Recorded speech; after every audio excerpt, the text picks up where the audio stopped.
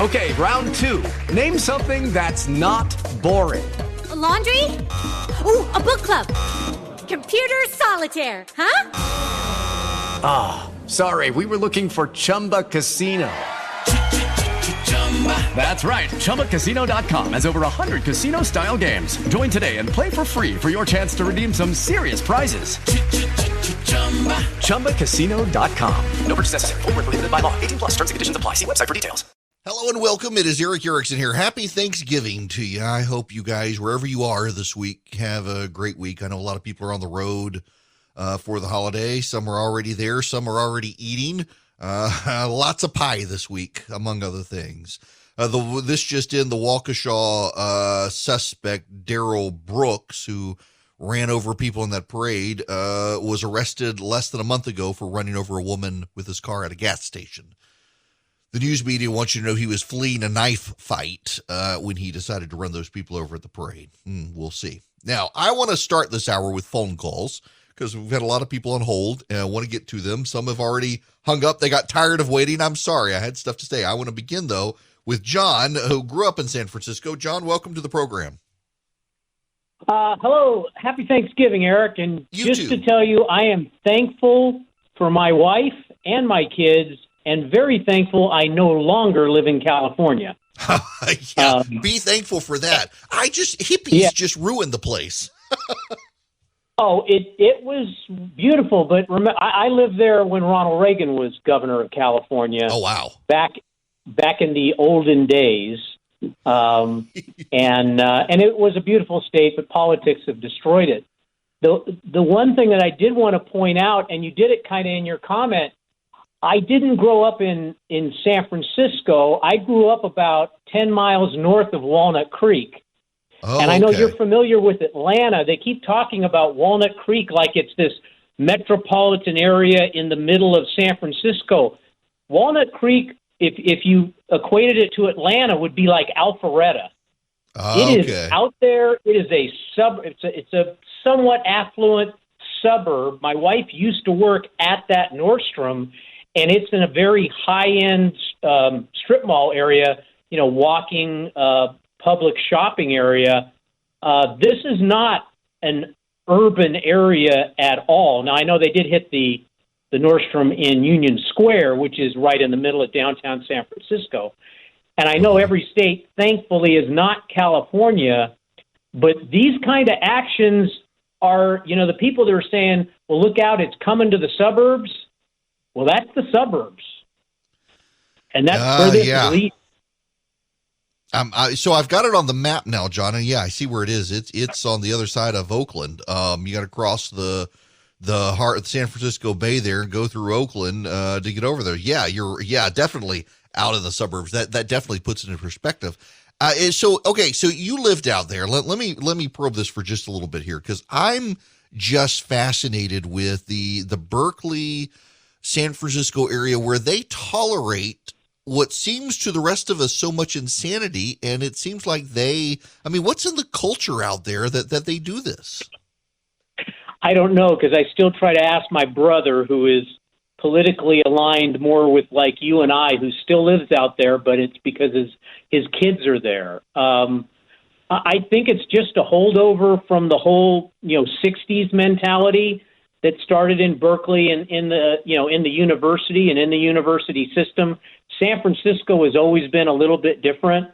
But I would tell you that again, when you start getting further out, now in the Central Valley of California is very conservative. It's rural, it's agricultural. Mm-hmm. I have friends that have ranches out there, and they're as appalled at the things that go on in San Francisco and Berkeley as anyone else would be.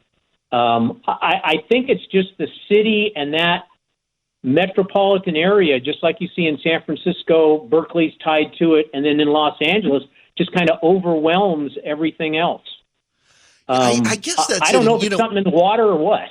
Yeah, I know a lot of people who are leaving the area who went out there because of the tech community out there, went out there really to some degree because of the culture, the perceived progressivism, and they're packing up and leaving, realizing that it's kind of a failed societal experiment, and the people they're leaving behind are the ones who are okay with it. So it just seems like it's going to get worse, not better, in the San Francisco area.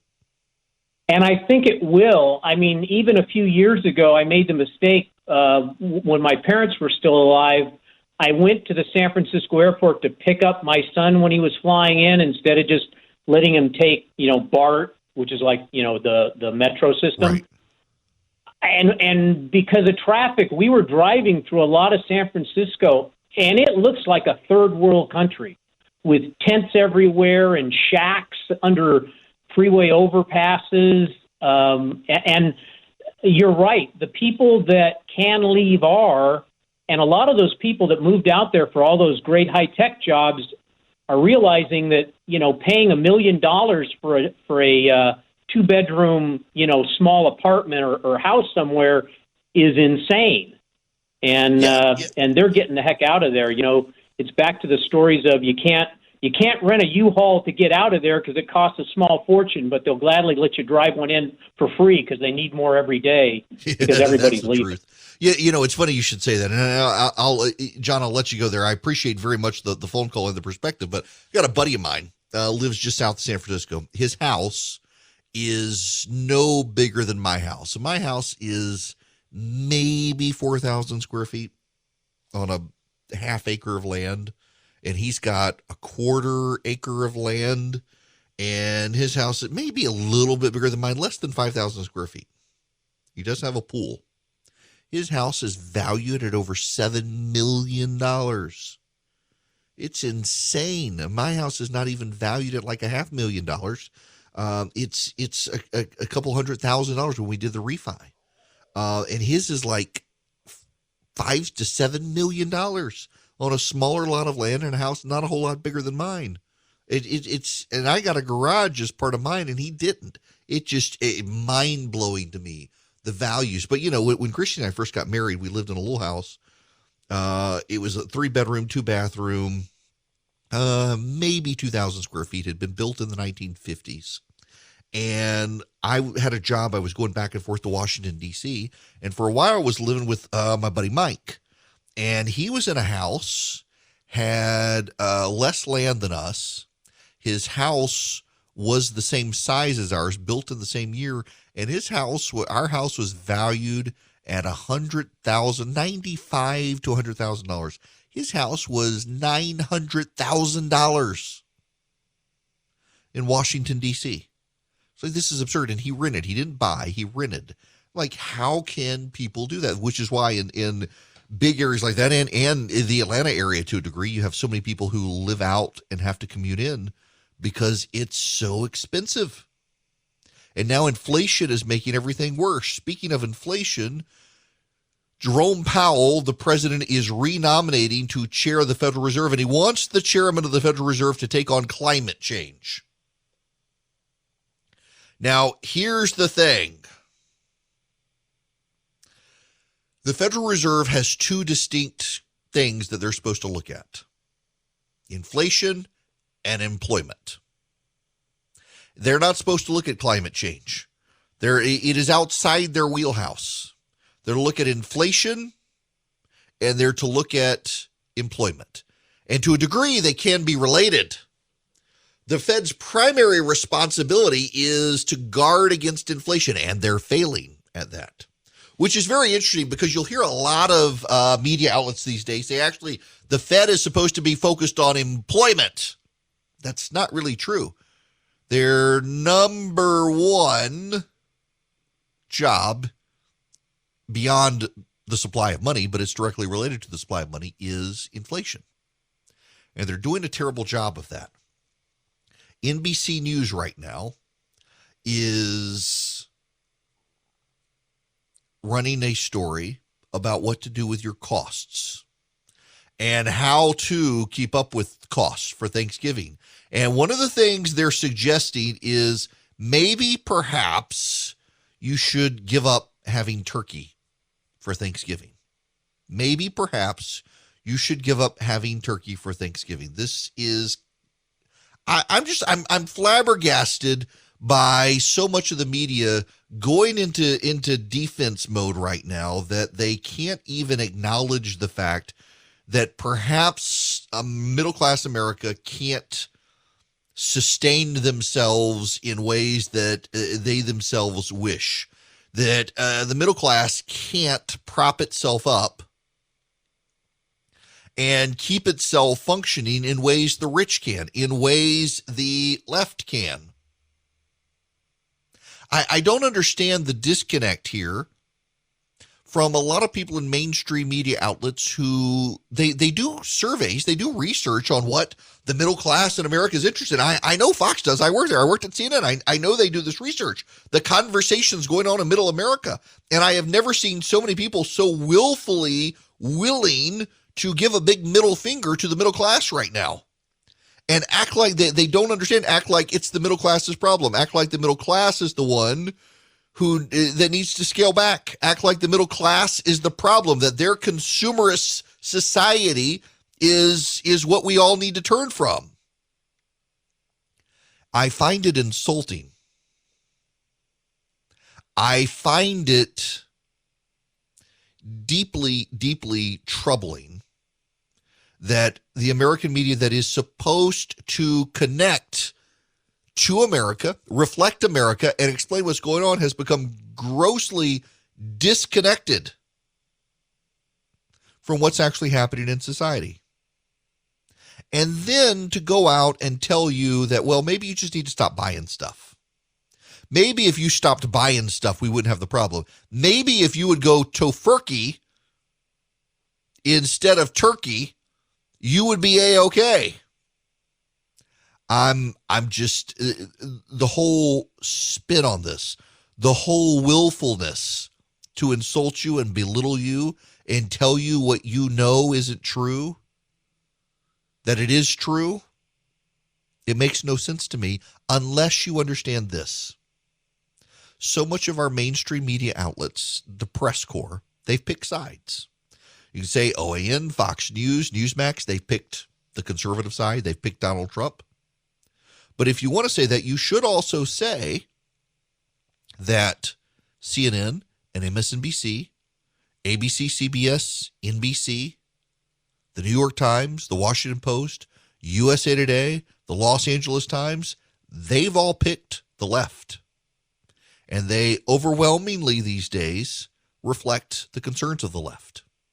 And so much of the left now doesn't live in the heartland, doesn't live in what some will call flyover country, but lives in coastal enclaves where they don't have to come into touch with. They don't have to. They don't have to engage with people who disagree with them. They no longer understand them. They no longer do connect to them. It's just all of it is really deeply problematic because it shows a media detached from the lives that you and I have. To go through the whole idea of ditching the turkey for Thanksgiving, a traditional staple in the American household, because it's gotten expensive because of the policies of this administration. I find it bizarre that we're even here. And this morning, with inflation on the rise, prices are going up on everything from your Thanksgiving meal to your gifts for the holidays. Yeah, but this morning we're going to show you how to keep those costs down. NBC's investigative and consumer correspondent Vicki Nguyen is here to help us out. I was hoping she'd show up with some recipes as well, but we'll get to that in a moment, Vicki. So first things first, as we look to the Thanksgiving dinner table, what are some of the best ways to save some money? Yeah, you guys talked about it. Inflation is up, Kristen and Peter, 6.2% since last October. That's real money. Meatflation, shrinkflation, all the flations Kerry Sanders has been talking about, right? So this is the year you want to set a budget for your meal, and that is what's going to help you plan your menu, working on that budget. I also want to say the art of coupon clipping is not dead, and in fact, it's gone high tech. Consumer Reports is recommending a couple of apps. We've tried them out. They're pretty cool. Basket is one of them. The other is called Flip, F-L-I-P-P. And really all it does is you put in your zip code and they'll pop up all the local store ads in your area. That way you can compare right then and there who's got the cheapest price on turkey this week. That may be where you want to do your Thanksgiving shopping. The other thing to consider is store brands. The quality has gone way up. That's another spot you can save money. And then when you're at the store, consider buying the raw ingredients, right? Making things from scratch as much as you can. Cutting up the vegetables and the cheese will be cheaper than buying that pre-made platter. The last tip I have for you is right after this show, of course. You may want to get out there to the stores. The longer you wait, the less selection you may have. With all the randomness and unpredictability of the supply chain, I don't want you to go to the store on Tuesday or Wednesday and not find some of your favorites. Yeah, don't procrastinate. Always a good lesson. So, Vicki, look, whether you're hosting, whether you're not, what conversation should families be having about keeping the cost low of the big meal? Then she goes on to say, and I don't want to keep playing this clip because it goes on too long, to maybe ditch the turkey. No. She had some great advice there. But encouraging people to ditch the turkey, maybe we need to ditch the present political administration. And that might help bring costs down. The president renominating Jay Powell to be the Federal Reserve Chairman wants to charge him with overseeing climate change as opposed to the inflation raging in the economy. How bad at politics are these people? It's just befuddling. I actually talked to someone the other day who had a brilliant theory that explains what's going on with the Biden administration. I hadn't thought of, but actually the more I think about it, it actually makes perfect sense. I'll explain it when we come back. Holiday seasons are upon us, and you got to start thinking about gifts, particularly now with all the supply chain nonsense out there. You want to get a good gift. You want to get a thoughtful gift. And did you know we spend a third of our lives in bed? So pure organic cotton sheets from Boll & Branch make a truly special gift. They make the highest quality sheets by doing things the right way, not the easy way. My wife, by the way, loves Boll & Branch sheets. She really does. So I got to tell you, they're comfortable. The sheets, they fit perfectly. The fitted sheets are great. They're not going to shrink. In fact, they're going to get softer over time. I can tell you because we sleep under them. It's a husband and wife team, Scott and Missy Tannen. They founded Boll & Branch to create a new standard in bedding by doing things the right way. Again, they don't do the easy way. They do the right way. They've got high thread count, premium cotton, and it gets so soft. Treat yourself and your loved ones to the new standard in bedding from Boll & Branch. Their gifts come wrapped and ready in their special holiday packaging. If you order by December 19th, you get guaranteed delivery by Christmas. The best deals of the year are going now from November 18th to November 22nd with promo code ERICK, E-R-I-C-K, at bollandbranch.com. That's B-O-L-L and branch.com. The promo code is ERICK, E-R-I-C-K. Exclusions may apply. Welcome back. The phone number, 877-97-ERIC, 877-973-7425. Guy Benson has a story out at townhall.com. Growing evidence, is there a right trending political alignment among Hispanics? If this defection of the South Texas Republican were merely a one-off event, I'm not sure it would merit much attention, but it's not. Let's walk through some of the breadcrumbs. Over the last year or so, Republicans have made major gains in South Texas, boosting revitalized and surging support among Hispanics. Major news organizations have taken notice and written about the emerging phenomenon. Here's an excerpt from the New York Times, published in May. Hispanic Republicans, especially women, have become something of a political rock star in South Texas after voters in the Rio Grande Valley shocked leaders in both parties in November by swinging sharply toward the GOP. In McAllen, Texas, one of the region's largest cities, Mr. Trump received nearly double the number of votes he did 4 years earlier.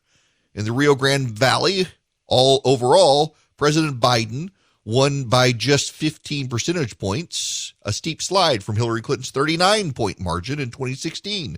The conservative surge and liberal decline has buoyed the Republican Party's hopes about its ability to draw Hispanic voters into what has long been an overwhelmingly white political coalition and to challenge Democrats in heavily Latino regions. And in the Wall Street Journal, they also covered it. Though Mr. Biden prevailed, the fallout of support in historically loyal but socially conservative regions signaled trouble for the Democratic Party.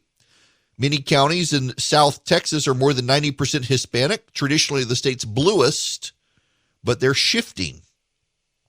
Republicans won the June mayoral race in a Hispanic border city in Texas.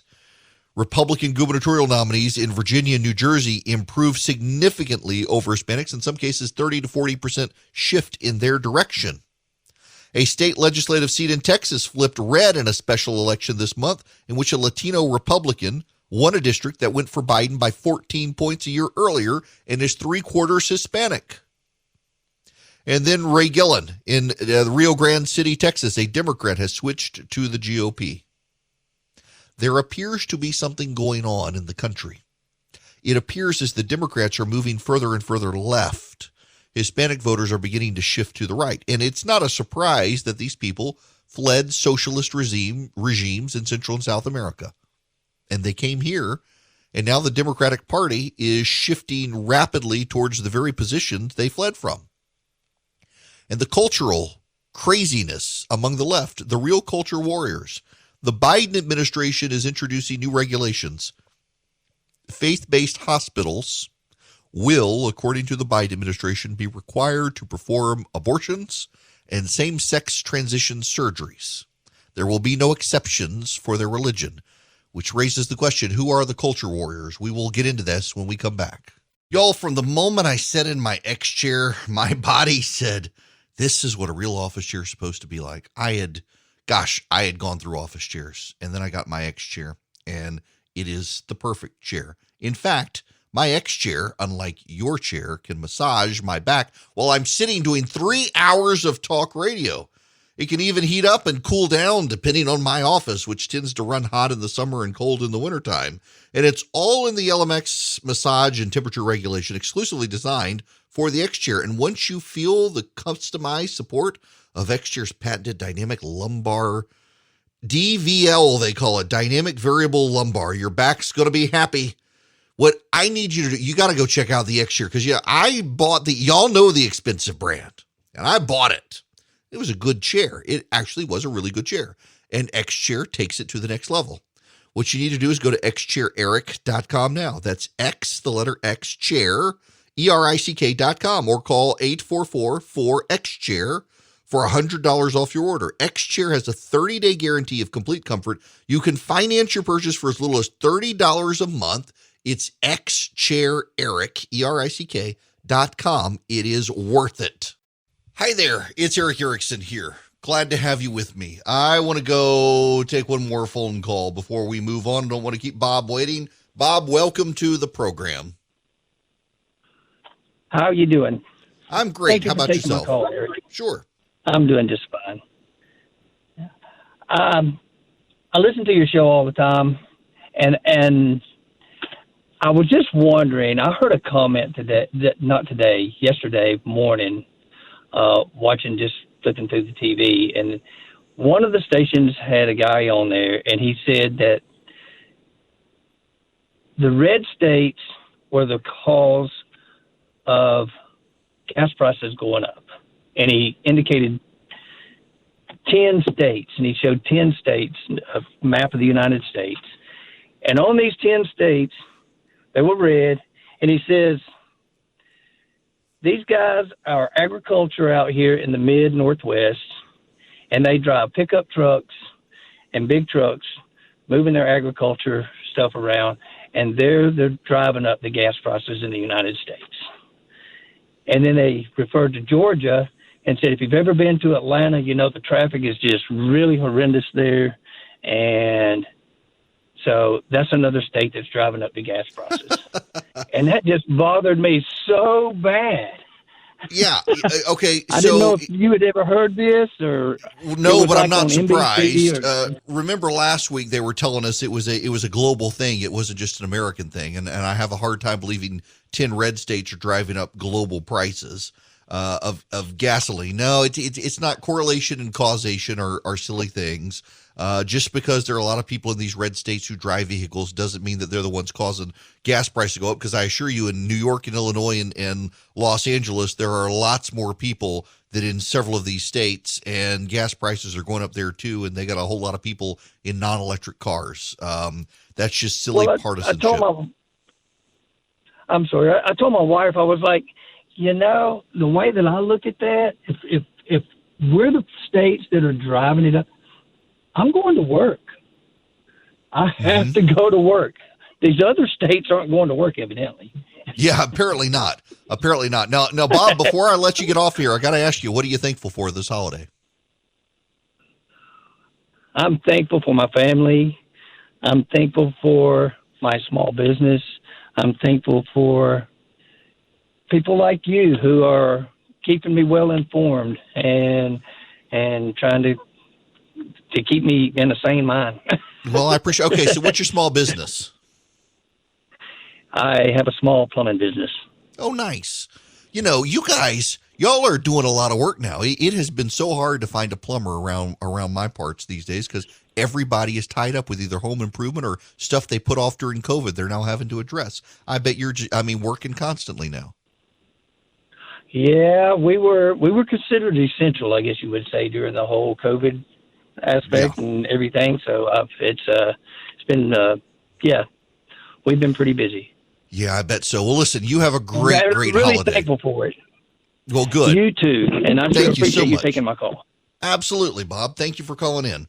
Now I got to get to the story. This kind of was mind blowing. I didn't believe it at first, and then I found a legit source for it: the National Catholic Register, no less. Health and Human Services is planning a new rule to mandate healthcare providers comply with abortion and gender transition agendas with no religious freedom exception. Recent court filings uncovered by the Catholic Benefits Association show Health and Human Services is working with activist groups to establish sweeping sex discrimination regulations and dismantle the Trump administration's religious liberty protections in the healthcare law. It's from Peter Jesser Smith.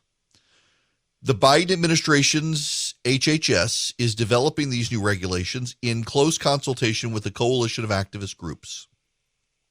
They would impose an abortion, end-of-life, and sexual health agenda without religious freedom exceptions. The new rule in development has the potential for adverse effects on Catholic employers, but could prove devastating to Catholic healthcare providers, including Catholic hospitals that care for 1 in 6 hospital patients in the United States.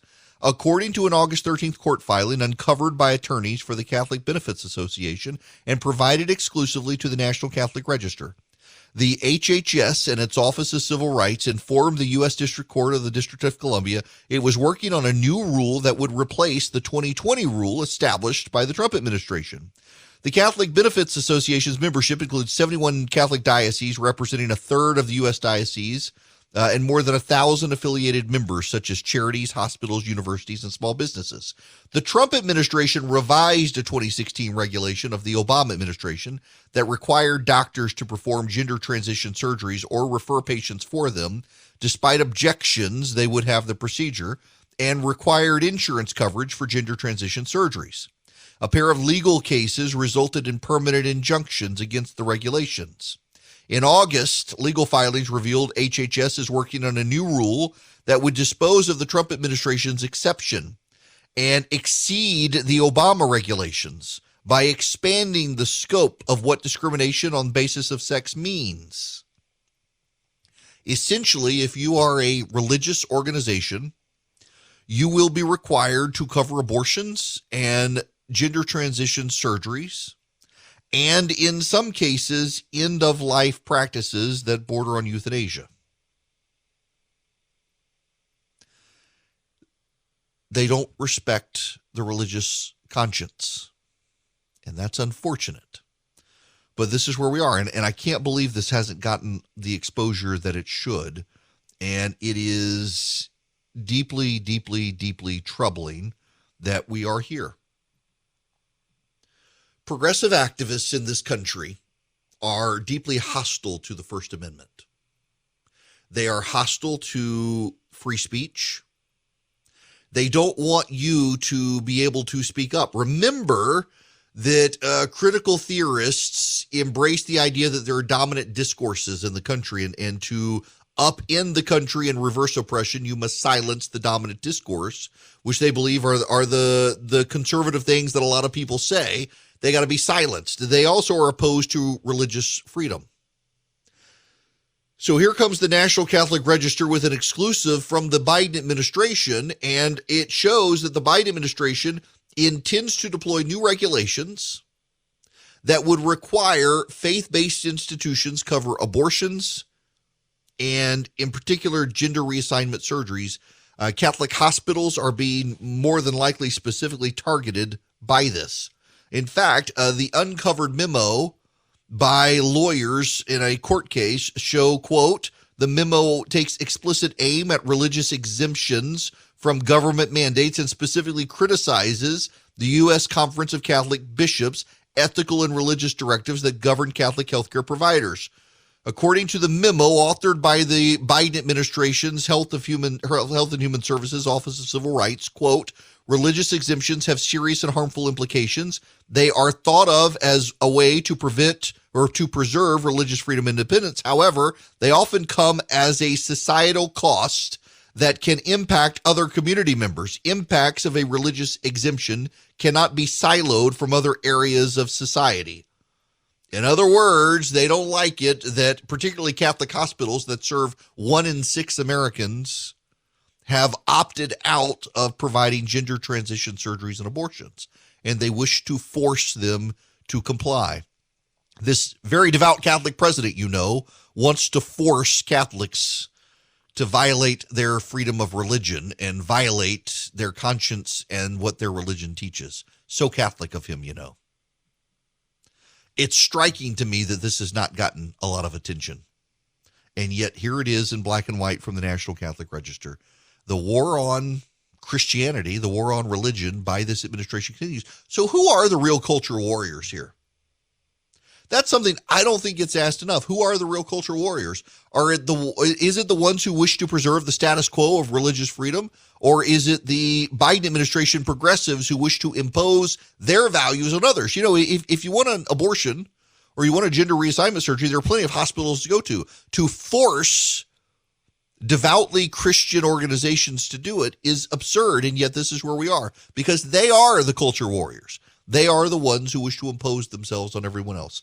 It's shameful, and I suspect you're going to see pushback from the court systems that have already enjoined the Obama administration's regulations, and the Biden administration regulation seems to be going even beyond it. Absurd.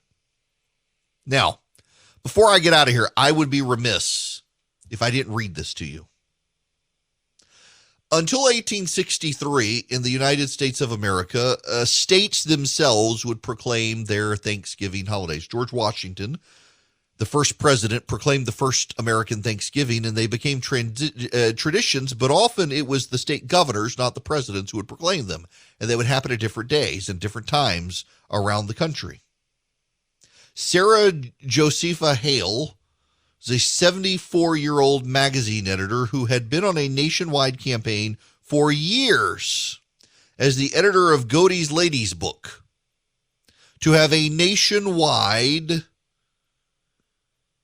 day of Thanksgiving.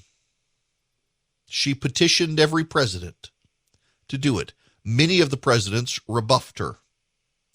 74 years before Abraham Lincoln established a national Thanksgiving Day with uniformity, George Washington had declared the first, but thereafter they had just kind of become things that were done, but things that were done largely by the governors and not by the presidents. On October 3rd, 1863, President Lincoln released the Thanksgiving proclamation that set it as the last Thursday, or the fourth Thursday in November.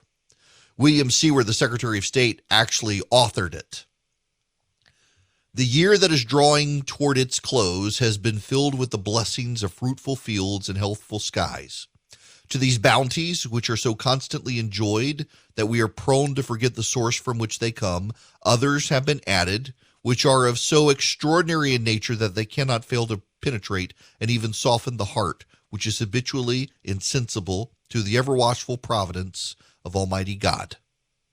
In the midst of a civil war of unequaled magnitude and severity, which has sometimes seemed to foreign states to invite and provoke their aggressions, peace has been preserved with all nations. Order has been maintained, the laws have been respected and obeyed, and harmony has prevailed everywhere, except in the theater of military conflict, while that theater has been greatly contracted by the advancing armies and navies of the Union. Needful diversions of wealth and of strength from the fields of peaceful industry to the national defense have not arrested the plow, the shuttle, or the ship. The axe has enlarged the borders of our settlements, and the miners, as well as of ore and coal as to the precious metals, have yielded even more abundantly than heretofore. Population has steadily increased, notwithstanding the waste that has been made in the camp, the siege, and the battlement, and the country, rejoicing in the consciousness of augmented strength and vigor, is preserved to expect continuance of years with large increases of freedom. No human counsel hath devised, nor hath any mortal hand worked out these great things. They are the gracious gifts of the Most High God, who, while dealing with us in anger for our sins, has nevertheless remembered mercy.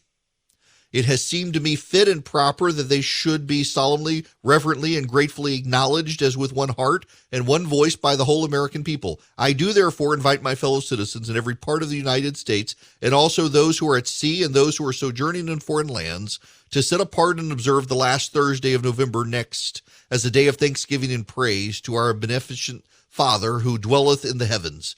And I recommend to them that, while offering up the ascriptions justly due to him for such singular deliverances and blessings, they do also with humble penitence for our national perseverance and disobedience commend to his tender care all those who have become widows, orphans, mourners, or sufferers in the lamentable civil strife in which we are unavoidably engaged, and fervently implore the interposition of the Almighty hand to heal the wounds of the nation and to restore it, as soon as may be consistent with the divine purposes, to the full enjoyment of peace, harmony, tranquility, and union.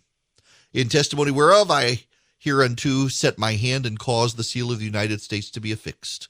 Done at the city of Washington this 3rd day of October in the year of our Lord 1863, and of the independence of the United States the 88th. Abraham Lincoln. By the President, authored by William Seward, Secretary of State, the Thanksgiving proclamation that set the last Thursday in November.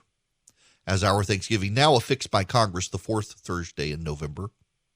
Every year, we gather with family and friends around the dinner table, hopefully to avoid politics, but to remember the things we are thankful of.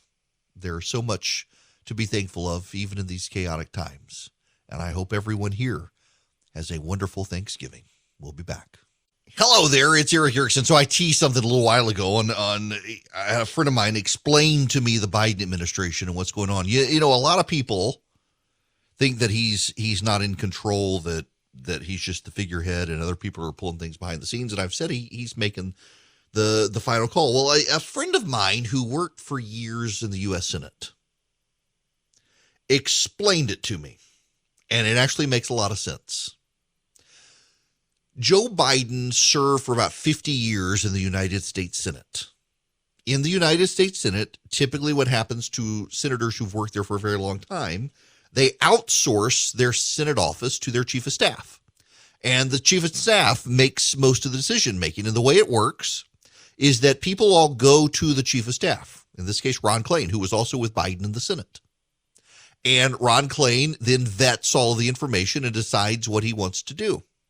So Ron Klain then takes all that information to the president and provides the president with his recommendation and provides him all the data that led him to the recommendation to get Biden to sign off on it. So it's President Ron Klain more than President Biden. At the end of the day, Biden's in charge, and Biden makes the decision, and Biden can overrule the chief of staff. But Biden is, by and large, being given all of his information from the chief of staff, and the chief of staff curates the information in such a way as to allow Joe Biden to come to only one possible conclusion. That's the way it works in the Senate. The Senate chiefs of staff, by and large, are the people who are engaged making the decisions, and then they go to the senator and they get the senator to bless the decision that the chief of staff has come up with, and they present the senator the various options and steer them towards the outcome the chief of staff wants. The chief of staff tends to be very powerful. That's how every Senate office works. There are some Senate offices where the individual senators are more engaged than others. The younger senators tend to be more engaged. The Ted Cruz's, the Josh Hawley's, the Tom Cottons, the Mike Lees, the Joni Ertz, they tend to be very much more involved. The older senators, the Schumers, the Leahys, the Bidens, even the McConnells to a degree, they allow the chief extraordinary say in making the day-to-day decisions and guiding the senator on how to vote on issues. That makes a ton of sense to me. That's what's going on here. Ron Klain is allowing Joe Biden to make the decision, but ultimately, Joe Biden is being provided the information to arrive at the decision Ron Klain wants Joe Biden to arrive at. And you can see so often Joe Biden's decisions reflected in the paths Ron Klain goes down on Twitter and the people he retweets on Twitter. It's a fascinating dynamic. And what is baffling to me is why Ron Klain still has a job. Well, I guess we kind of know he's sheltering Joe Biden from the fallout of the decision-making process. because Joe Biden lives inside a bubble that is curated by Ron Klain.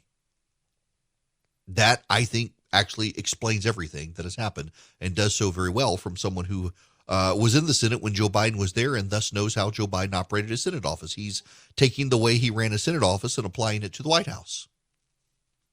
There you have it. Now, as for the rest of the day today, hopefully you will have downtime and you don't have to stress about politics. Maybe turn off the news this whole week. Rest, relax, enjoy your family, eat some pie. Lots of pie eating this week. As for me, I'm going to leave here and I'm going to go to the gym for a little while and have it all to myself to burn off the calories of the, slice of buttermilk pie and slice of pecan pie and slice of pumpkin pie, slice of Kentucky Derby pie that I may or may not have consumed in the last few days.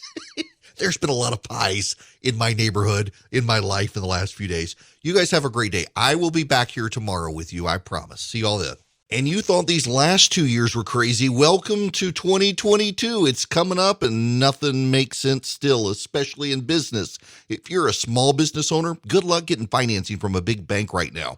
I can offer you a fantastic solution if you're looking for $750,000 or more in financing for your business.